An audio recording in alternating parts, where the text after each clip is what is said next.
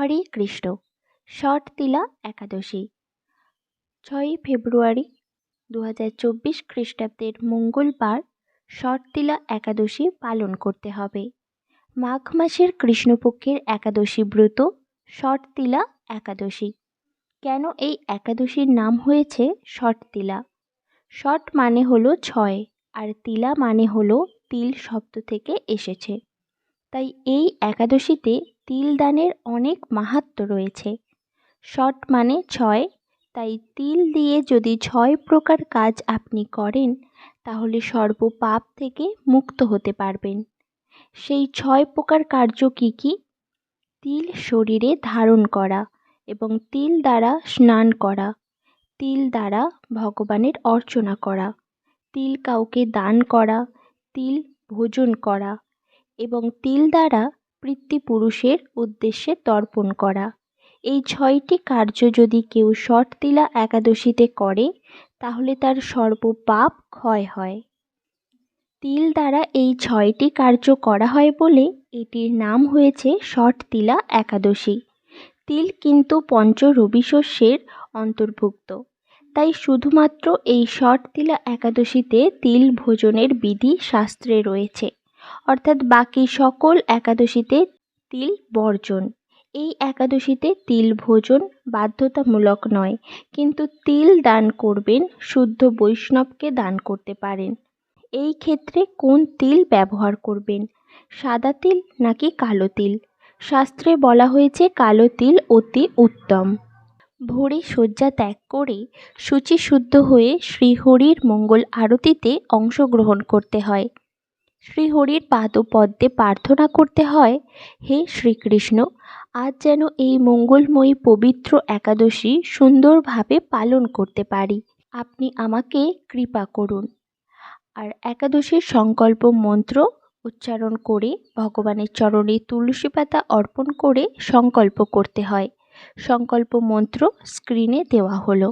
একাদশীতে শস্য মধ্যে সমস্ত পাপ অবস্থান করে, তাই চাল, ডাল, আটা, ময়দা, সুজি, সরিষা আদি জাতীয় খাদ্যদ্রব্য একাদশী দিনে বর্জন করা উচিত।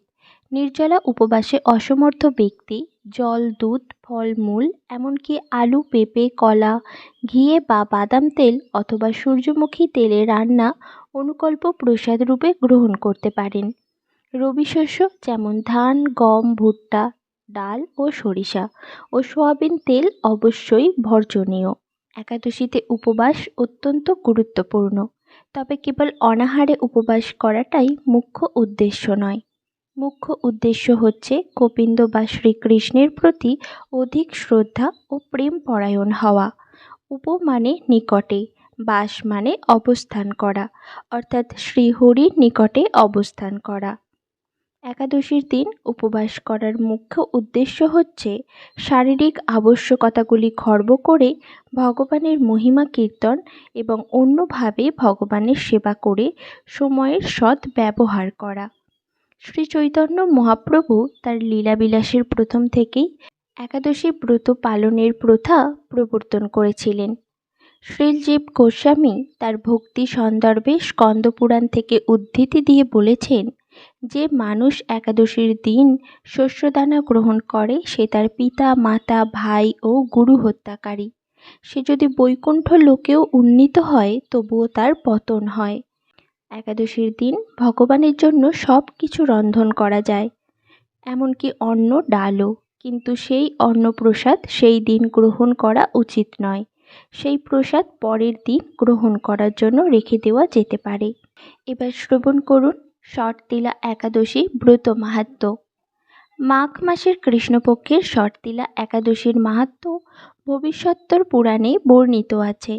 যুধিষ্ঠির মহারাজ বললেন, হে জগন্নাথ, মাঘ মাসের কৃষ্ণপক্ষের একাদশীর তিথির নাম কি, বিধি বা কী এবং তার কি ফল, সবিস্তারে বর্ণনা করুন।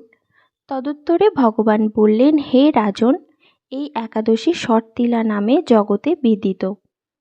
এক সময় দালব্য ঋষি মুনিশ্রেষ্ঠ পুলস্তকে জিজ্ঞাসা করেন, মর্তলোকে মানুষেরা ব্রহ্ম হত্যা, গো হত্যা, অন্যের সম্পদ হরণ আদি পাপ কর্ম দ্বারা নরকে গমন করে।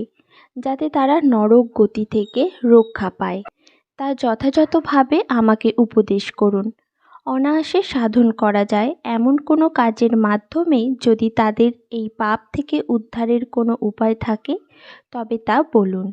ঋষি পুলস্ত্য বললেন, হে মহাভাগ, তুমি একটি গোপনীয় উত্তম বিষয়ের প্রশ্ন করেছ। মাঘ মাসে শুচি, জিতেন্দ্রিয়, কাম, ক্রোধ আদি শূন্য হয়ে স্নানের পর সর্বদেবেশ্বর শ্রীকৃষ্ণের পূজা করবে। পূজাতে কোনো বিঘ্ন ঘটলে কৃষ্ণ নাম স্মরণ করবে। রাত্রিতে অর্চনান্তে হোম করবে। তারপর চন্দন, অগরু, কর্পূর ও শর্করা প্রভৃতি দ্বারা নৈবেদ্য প্রস্তুত করে ভগবানকে নিবেদন করবে। কুষ্মাণ্ড, নারকেল অথবা 100 গুবাক দিয়ে অর্ঘ্য প্রদান করবে। কৃষ্ণ কৃষ্ণ কৃপালুস্তম গতিনাং গতির্ভব ইত্যাদি মন্ত্রে শ্রীকৃষ্ণের পূজা করতে হয়। কৃষ্ণ আমার প্রতি প্রীত হন বলে যথাশক্তি ব্রাহ্মণকে জলপূর্ণ কলস, ছত্র, বস্ত্র, পাদুকা, গাভী ও তিল পাত্র দান করবে। স্নান দানাদি কার্যে কালো তিল অত্যন্ত শুভ। হে দ্বিজোত্তম, ওই প্রদত্ত তিল থেকে পুনরায় যে তিল উৎপন্ন হয় তত বছর ধরে দানকারী স্বর্গলোকে বাস করে। তিল দ্বারা স্নান, তিল শরীরে ধারণ, তিল জলে মিশিয়ে তা দিয়ে তর্পণ, তিল ভোজন এবং তিল দান, এই 6 প্রকার বিধানে সর্বপাপ বিনষ্ট হয়ে থাকে। এই জন্য এই একাদশীর নাম ষটতিলা। হে যুধিষ্ঠির, একসময় নারদও এই ষটতিলা একাদশীর ফল ও ইতিহাস সম্পর্কে জানতে চাইলে সে কাহিনী আমি বলেছিলাম, তা এখন তোমার কাছে বর্ণনা করছি। পুরাকালে মর্তলোকে এক ব্রাহ্মণী বাস করত। সে প্রত্যহ ব্রত আচরণ ও দেব পূজা পরায়ণা ছিল। উপবাস ক্রমে তার শরীর অত্যন্ত ক্ষীণ হয়ে গিয়েছিল। সেই মহাসতী ব্রাহ্মণী অন্যের কাছ থেকে দ্রব্যাদি গ্রহণ করে দেবতা, ব্রাহ্মণ, কুমারীদের ভক্তি ভরে দান করত, কিন্তু কখনো ভিক্ষুককে ভিক্ষা দান ও ব্রাহ্মণকে অন্ন দান করেনি। এইভাবে বহু বছর অতিক্রান্ত হলো। আমি চিন্তা করলাম, কষ্টসাধ্য বিভিন্ন ব্রত করার ফলে এই ব্রাহ্মণীর শরীরটি শুকিয়ে যাচ্ছে। সে যথাযথভাবে বৈষ্ণবদের অর্চনও করেছে, কিন্তু তাদের পরিতৃপ্তির জন্য কখনো অন্নদান করেনি। তাই আমি একদিন কাপালিক রূপ ধারণ করে তামার পাত্র হাতে নিয়ে তার কাছে গিয়ে ভিক্ষা প্রার্থনা করলাম। ব্রাহ্মণী বলল, হে ব্রাহ্মণ, তুমি কোথা থেকে এসেছো, কোথায় যাবে তা আমাকে বলো। আমি বললাম, হে সুন্দরী, আমাকে ভিক্ষা দাও। তখন সে ক্রুদ্ধ হয়ে আমার পাত্রে একটি মাটির ঢেলা নিক্ষেপ করলো। তারপর আমি সেখান থেকে চলে গেলাম। বহুকাল পরে সেই ব্রাহ্মণী ব্রত প্রভাবে সশরীরে স্বর্গে গমন করল। মাটির ঢেলাদানের ফলে একটি মনোরম গৃহ সে প্রাপ্ত হলো। কিন্তু হে নারদ, সেখানে কোনো ধান ও চাল কিছুই ছিল না। গৃহশূন্য দেখে মহাক্রোধে সে আমার কাছে এসে বলল, আমি ব্রত, কৃচ্ছ সাধন ও উপবাসের মাধ্যমে নারায়ণের আরাধনা করেছি। এখন হে জনার্দন, আমার গৃহে কিছুই দেখছি না কেন? হে নারদ, তখন আমি তাকে বললাম, তুমি নিজ গৃহে দরজা বন্ধ করে বসে থাকো। মর্তলোকের মানবী সশরীরে স্বর্গে এসেছে শুনে দেবতাদের পত্নীরা তোমাকে দেখতে আসবে। তখন তুমি দরজা খুলবে না। তুমি তাদের কাছে ষটতিলা ব্রতের পূর্ণ ফল প্রার্থনা করবে। যদি তারা সেই ফল প্রদানে রাজি হয় তবেই দরজা খুলবে। এরপর দেবপত্নীরা সেখানে এসে তার দর্শন প্রার্থনা করল। ষটতিলা ব্রতের ফল পেলেই কেবল সেই মানবী দর্শন দেবেন। জেনে তাদের মধ্যে এক দেবপত্নী তার ষটতিলা ব্রতজনিত পুণ্য ফল তাকে প্রদান করল। তখন সেই ব্রাহ্মণী দিব্যকান্তি বিশিষ্টা হল এবং তার গৃহ ধনধান্যে ভরে গেল। দ্বার উদ্ঘাটন করলে দেবপত্নীরা তাকে দর্শন করে বিস্মিত হলেন। হে নারদ, অতিরিক্ত বিষয় বাসনা করা উচিত নয়। বিত্তশাষ্ঠ অকর্তব্য। নিজ সাধ্য মতো তিল, বস্ত্র ও অন্ন দান করবে। ষটতিলা ব্রতের প্রভাবে দারিদ্রতা, শারীরিক কষ্ট, দুর্ভাগ্য প্রভৃতি বিনষ্ট হয়। এই বিধি অনুসারে তিল দান করলে মানুষ অনায়াসে সমস্ত পাপ থেকে মুক্ত হয়। এই হলো শর্তিলা একাদশী ব্রত মাহাত্ম্য। ভগবানের সন্তুষ্টি বিধানের জন্য প্রত্যেকটি একাদশী ব্রত অবশ্যই পালন করুন। একাদশী ব্রত করে পরের দিন উপযুক্ত সময়ে শস্যজাতীয় প্রসাদ গ্রহণ করে পারণ করতে হয়। পারণ মন্ত্র উচ্চারণ করে। পারণ মন্ত্র স্ক্রিনে দেওয়া হলো। শাস্ত্রবিধি না মেনে নিজের মন করা একাদশী ব্রত করলে কোনো ফল লাভ হয় না। দৈববশত যদি কখনো একাদশী ভঙ্গ হয়ে যায় তবে ক্ষমা ভিক্ষা করে পুনরায় ব্রত পালন করতে হয়। এবার দেখে নিন শর্তিলা একাদশী ব্রত পালনের সম্পূর্ণ সময়সূচি। পশ্চিমবঙ্গ 6টা 19 থেকে 10টা, বাংলাদেশ 6টা 44 থেকে 10টা 14, দিল্লি 7টা 6 থেকে 10টা 46, মুম্বাই 7টা 10 থেকে 10টা 58, পুনে 7টা 6 থেকে 10টা 54, নাগপুর 6টা 48 থেকে 10টা 34, চেন্নাই 6টা 34 থেকে 10টা 26, ভুবনেশ্বর ওড়িশা 6টা 20 থেকে 10টা 7, বিহার 6টা 28 থেকে 10টা 11, ঝাড়খণ্ড 6টা 27 থেকে 10টা 11, ছত্তিশগড় 6টা 37 থেকে 10টা 23, শিলং মেঘালয় 6টা 3 থেকে 9টা 45, গৌহাটি আসাম 6টা 4 থেকে 9টা 46, মণিপুর 5টা 53 থেকে 9টা 37, মিজোরাম 5টা 55 থেকে 9টা 40,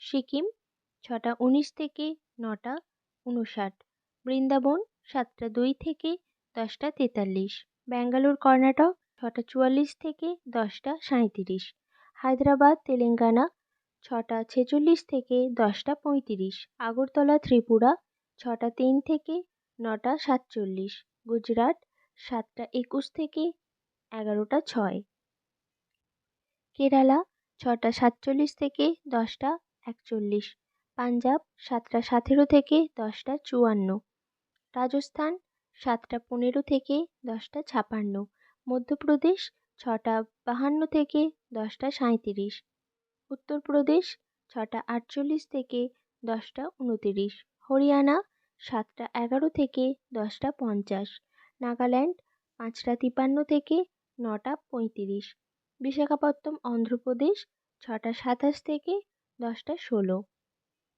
গোয়া 7টা 1 থেকে 10টা 52, অরুণাচল প্রদেশ 5টা 55 থেকে 9টা 35, হিমাচল প্রদেশ 7টা 9 থেকে 10টা 46, উত্তরাখণ্ড 7টা থেকে 10টা 38, জম্মু কাশ্মীর 7টা 20 থেকে 10টা 55, আন্দামান নিকোবর 5টা 43 থেকে 9টা 36।